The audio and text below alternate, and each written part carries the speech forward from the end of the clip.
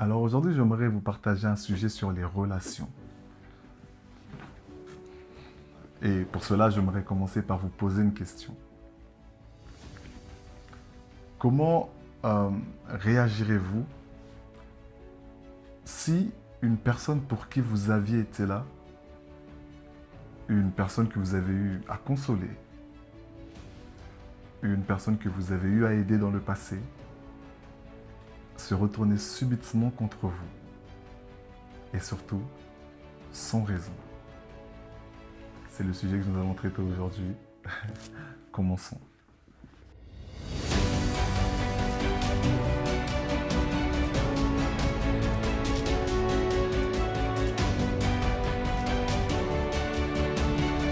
Alors, le support de la parole que nous allons utiliser aujourd'hui se trouve dans le livre des Psaumes, chapitre 59. Alors, David écrit ce psaume dans l'angoisse. Et il écrit ce psaume alors qu'il est menacé dans sa propre maison. Alors que la maison est censée représenter un lieu de sûreté, un lieu de confort, la maison de David ce jour-là était devenue le lieu où il regrettait de se trouver. Et c'est pourquoi j'ai beaucoup aimé ce que David dit dans le verset 2, lorsqu'il crie à Dieu. Il dira, on va lire, « Ô mon Dieu, délivre-moi de mes ennemis. » Et la partie que j'aime le plus, c'est qu'il dira ceci, « Mets-moi à l'abri sur les hauteurs, hors de portée de mes agresseurs. » La question qu'on devrait se poser, c'est qui étaient ces agresseurs-là? Et bien, malheureusement, ces agresseurs se trouvaient être les serviteurs de Saül. Et Saül était précisément la personne que David avait aidée dans le passé, lorsque celui-ci était tourmenté par des démons. Saül était aussi celui que David avait aidé dans la confrontation contre Goliath. Alors que David ne lui avait absolument rien fait, par jalousie, Saül a cherché à le faire périr. Je peux imaginer la douleur de David. Il devait sûrement se dire, mais qu'est-ce que j'ai fait à Saül? À part l'aider, qu'est-ce que je lui ai fait? Pourquoi cherche-t-il à me faire périr? Comme David, il nous est arrivé d'aider des personnes autour de nous, d'être là pour les autres. Et malheureusement, certaines fois, ces personnes ne nous rendent pas toujours comme on aurait aimé qu'ils nous rendent. Pire même, dans certaines situations, ces mêmes personnes qu'on a cherché à aider cherchent même des fois à nous abattre, cherchent même des fois à nous limiter. Alors qu'on voudrait juste que ces personnes nous tirent vers le haut, il arrive des fois où ces personnes nous tirent vers le bas.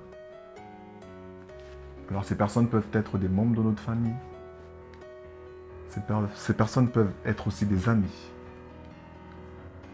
En tout cas, des personnes suffisamment proches. Et aujourd'hui, j'aimerais que nous puissions parler surtout des paroles.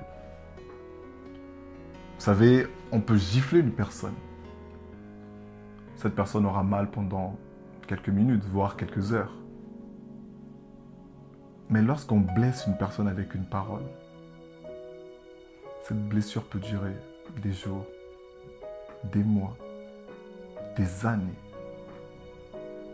Souvent, les blessures de l'âme sont les blessures les plus sournoises.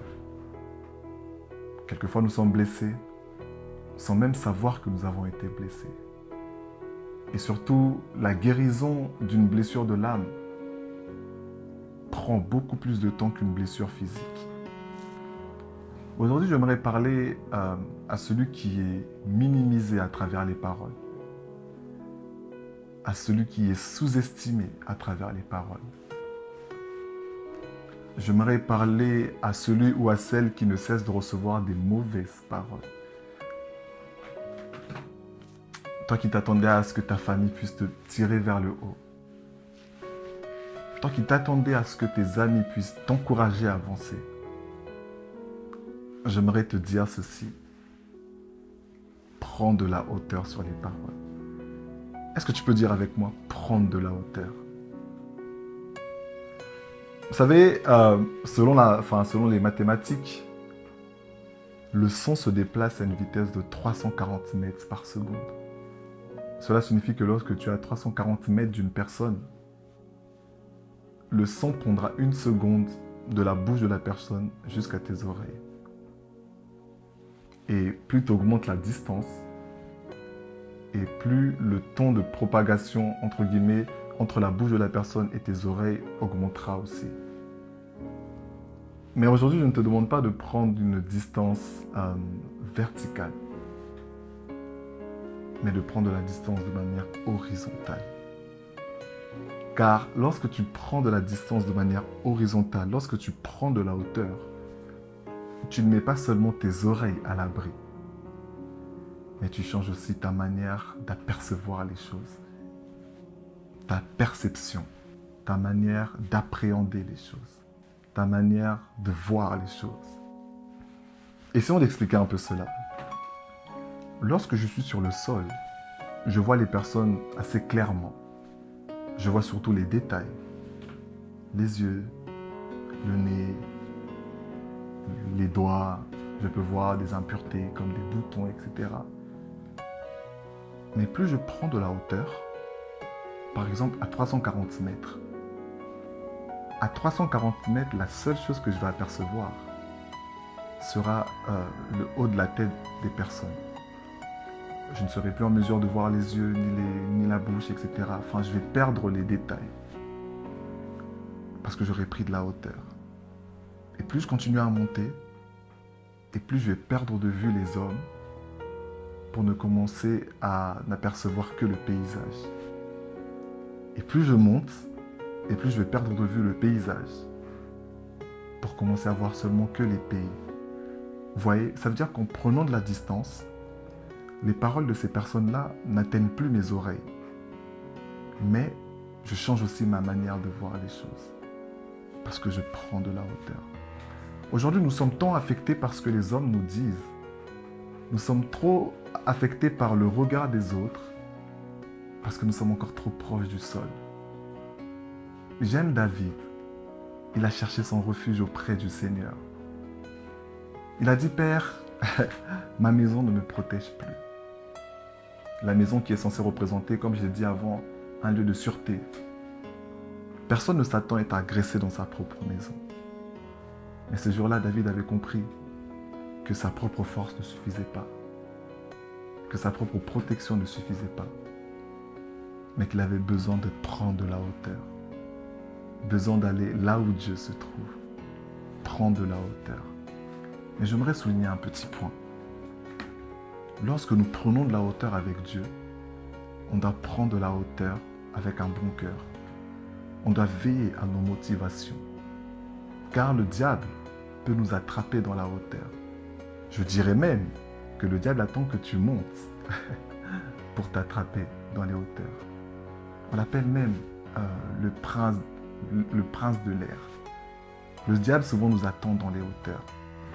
Car souvent il arrive une chose. Lorsque nous montons avec Dieu, effectivement nous commençons à perdre de vue les détails pour nous concentrer uniquement sur Dieu. Il arrive des fois où, alors que nous sommes en train de monter, nous montons avec des mauvaises motivations. J'aimerais prouver à ces personnes-là qu'ils ont fait l'erreur de ne pas croire en moi. J'aimerais faire regretter ces personnes-là. Non, je vais leur faire payer quand je serai grand. C'est ça les mauvaises motivations. Car il se passera une chose. Alors que tu es en train de monter, parce que tu es encore trop concentré sur les personnes qui sont en bas, parce que tu veux leur prouver que tu es quelqu'un maintenant, dans ton ascension, tu vas continuer à regarder en bas. Ce qui fera qu'alors que tu es en train de monter spirituellement, ton âme, ta manière de penser va rester en bas. Et au lieu de vivre les bienfaits des auteurs dans lesquels tu es, tu vas continuer à vivre comme si tu étais encore sur le sol. C'est pourquoi nous sommes beaucoup, alors que nous sommes en train de grandir avec Dieu, nous nous comportons encore comme si nous étions sur le sol. Et ce que j'aime avec Jésus, lorsqu'il était sur la croix, il était déjà à une certaine hauteur. La croix n'était pas sur le sol. Alors je suis désolé avec le changement de cadre, j'ai un petit problème avec mon appareil photo, donc on va essayer de reprendre tranquillement. Alors ce que je disais hier, enfin du moins tout de suite pour vous, est que ce que j'aime avec Jésus est qu'à la hauteur de la croix, parce que la croix n'était pas sur le sol, la croix était à une certaine hauteur. Mais ce que j'aime avec Jésus est qu'à cette hauteur, il est parvenu à dire « Père, pardonne-leur car ils ne savent pas ce qu'ils font ». Car il y a quelque chose que nous oublions, et que les personnes qui étaient en train de crier au bas de la croix « Crucifiez-le » étaient les mêmes personnes que Christ avait aidées, étaient les mêmes personnes que Christ avait guéries, étaient les mêmes personnes que Christ avait nourries. On aurait tous compris si Christ s'était fâché. Je pense que tout le monde aurait compris que Christ les juge, vous voyez, parce que c'est quelque chose que nous aurions fait. On aurait pu s'attendre à ce que Christ soit déçu d'eux. C'est ce que nous aurions ressenti. Mais ce que j'aime avec Christ est qu'il est parvenu à dire « Père, pardonne-leur car ils ne savent pas ce qu'ils font ». Au lieu de juger ces personnes qui étaient en train de crier « Crucifiez-le », Jésus-Christ a préféré intercéder pour eux. C'est pourquoi je ne suis pas choqué d'apprendre qu'à la droite du Père, donc la droite du Père qui est une hauteur beaucoup plus élevée que celle de la croix, Christ continue à intercéder pour nous. Je ne suis pas choqué d'apprendre cela, car c'est quelque chose qu'il faisait déjà à la hauteur de la croix.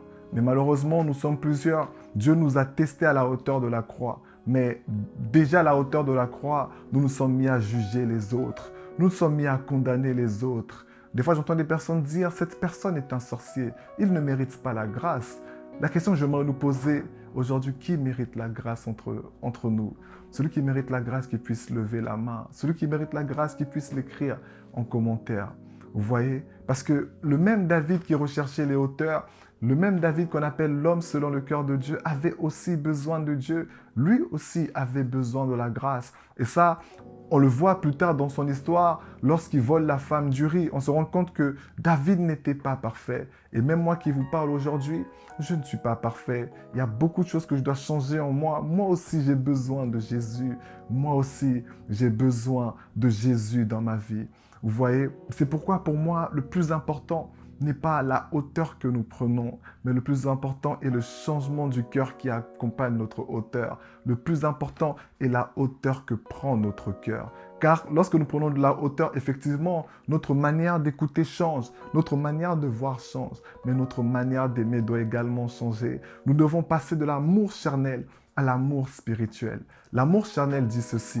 L'amour charnel dit « j'aime les personnes qui m'aiment ». L'amour charnel dit « j'aide les personnes qui m'aident ». L'amour charnel dit « je pardonne les personnes qui me pardonnent ». L'amour charnel dit je donne à ceux qui me donnent. En fait, c'est une histoire de donnant, vous voyez. Mais dans le livre de Matthieu chapitre 5, la Bible, Jésus-Christ dira « mais lorsque tu aimes la personne qui t'aime, que fais-tu de spécial ?» C'est naturel d'aimer une personne qui t'aime, vous voyez. Mais l'amour spirituel, c'est l'amour qui dit « j'aime mes ennemis, je fais du bien à ceux qui me font du mal, j'intercède pour mes ennemis ». L'amour charnel dit, l'amour spirituel, pardon, dit « je te donne même si tu ne le mérites pas ». Parce qu'au final, moi non plus, je ne le mérite pas. C'est ça l'amour spirituel. Lorsque nous prenons de la hauteur, rassurons-nous de changer également notre manière d'aimer. Et ce que j'aime avec Jésus est qu'après sa résurrection, il ne s'est pas révélé à toutes les personnes qui n'avaient pas cru en lui. Parce que moi, je vous le dis en toute sincérité, si j'étais Jésus, après ma résurrection, je serais parti voir les pharisiens, toutes les personnes qui n'ont pas cru en moi, juste pour leur prouver que j'avais raison. Mais Jésus-Christ n'a pas fait cela. Après sa résurrection, il est reparti voir les personnes qui avaient cru en lui. Après sa résurrection, il est parti voir les personnes que Dieu lui avait données. Après sa résurrection, il a continué la mission du Père. Ce que je suis en train de dire est que lorsque nous serons en train de monter, ne perdons pas de vue l'intérêt du Père. Ne perdons pas de vue la mission du Père. Ne perdons pas de vue nos premières œuvres. Non pas pour prouver aux autres, non pas pour notre gloire, mais pour la gloire de Dieu. Et vous me direz, Rabbi, c'est bien beau ce que tu dis, mais comment prendre de la hauteur? Alors pour prendre de la hauteur, premièrement, je dirais, il faut d'abord faire de Dieu son secours.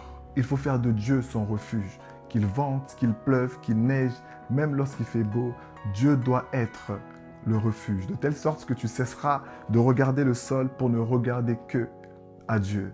Et je dirais, pour prendre aussi de la hauteur, il faut changer sa manière d'aimer. Passer de l'amour charnel à l'amour spirituel. Parce qu'à la fin des temps, les personnes qui monteront seront les personnes qui auront le cœur de Christ. Demandez dans la prière le cœur de Christ. Ce n'est pas évident, ce n'est pas facile. De nous-mêmes, on a du mal à aimer comme Christ, mais avec le Saint-Esprit, nous pouvons y parvenir. Demandez à Dieu de changer le cœur, de changer la manière d'aimer. Pour prendre de la hauteur, il faut aussi connaître la personne vers qui tu vas. Donc, demandez à Dieu d'apprendre à le connaître, de passer du temps dans la méditation de la parole. Pour prendre de la hauteur, il faut aussi savoir reconnaître la voix de Dieu. Parce qu'en tant qu'humains, nous sommes beaucoup trop concentrés sur ce que nous disent les hommes plutôt que sur ce que Dieu dit. Une personne peut nous dire « tu es moche », ça va nous blesser. Alors que tous les jours, Dieu dit « tu es une belle créature ». Et lorsque tu apprends à plus écouter la voix de Dieu que la voix des hommes, tu prends de la hauteur parce que tu changes même ta manière d'écouter. Pour prendre de la hauteur, il faut aussi avoir la même perception que Dieu. Demander à Dieu de changer ta manière de voir les choses. Ce qui fait que tu ne te concentreras plus sur les détails, mais tu verras beaucoup plus loin, comme Dieu lui-même voit. C'est comme ça qu'on prend de la hauteur, en passant du temps dans la prière, dans la méditation. Est-ce qu'on peut prier ensemble? Seigneur, je te remercie pour ce message, Seigneur. Je te remercie pour ce message. Ma prière est que tu puisses consoler, Seigneur, une personne qui est blessée aujourd'hui par les paroles de ses proches, d'un ami ou encore d'un membre de sa famille. Tu es celui qui console les cœurs. Tu es celui, Seigneur Père, qui régénère les cœurs, Seigneur. De la même manière que tu as régénéré notre esprit, régénère également le cœur de la personne qui est en train d'écouter ce message, Seigneur. Aide cette personne, aide-nous, Seigneur, à aimer comme toi tu aimes, à être patient comme tu es patient avec nous. Apprends-nous à changer notre manière de voir les choses. Apprends-nous à changer notre manière d'aimer, notre manière d'écouter, Seigneur Père. Aide-nous à nous rapprocher de toi. Aide-nous à te rechercher. Apprends-nous à écouter ta voix. Apprends-nous à nous concentrer uniquement sur ta voix. À nous concentrer uniquement sur ta voix, Seigneur. Merci, Seigneur Père, pour ce que tu as déjà fait. Laisse que ton nom soit glorifié. Au nom de Jésus. Amen. Que Dieu vous bénisse abondamment. C'était le petit message que je voulais partager aujourd'hui. Prenez soin de vous et que la paix du Seigneur soit avec vous. C'était le pain de vie.